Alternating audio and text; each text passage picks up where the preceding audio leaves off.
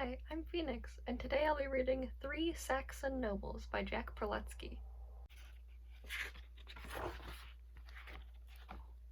There was a tower long ago that reached up through the air, and in it lived three lovely girls with beautiful brown hair.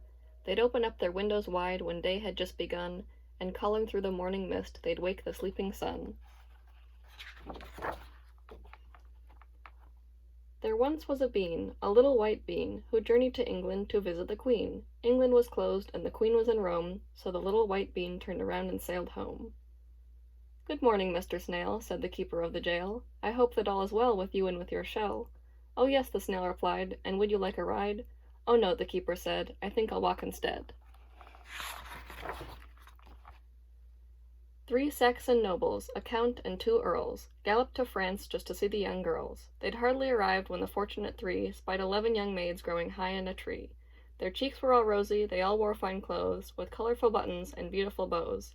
"How strange to see girls grow in such an amount," said the three Saxon nobles, two earls, and a count. "Cock-a-doodle-doo, the train is coming through. It was to come at 1 o'clock, and now it's after 2. The driver lost his map, the wind blew off his cap, and since he was already late, he stopped to take a nap."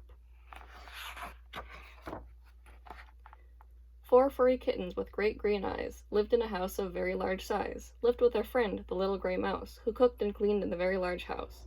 She swept the floor and went to the store, dusted, darned, and answered the door, washed and ironed for the four furry kittens, polished their shoes, and knitted them mittens. When winter snows fell round their house, the four furry kittens would treat the mouse. They'd pull her around the fields all day, cozy and warm in her own little sleigh. "We have a splendid carriage, our horse is swift and brown, and every Sunday afternoon we ride about the town. We have a handsome coachman who drives us through the park. He buys us cake and chocolate milk and gets us home by dark." "Robinson, Robinson, didn't you smile when your balloon took you up for a mile? Robinson, Robinson, didn't you frown when you discovered you couldn't come down?" Jumping Jane and Jumping John, jumping with their slippers on, jumping fast and jumping slow, jumping high and jumping low, jumping bottom, jumping top, jumping start and jumping stop, jumping sun and jumping rain, jumping John and jumping Jane.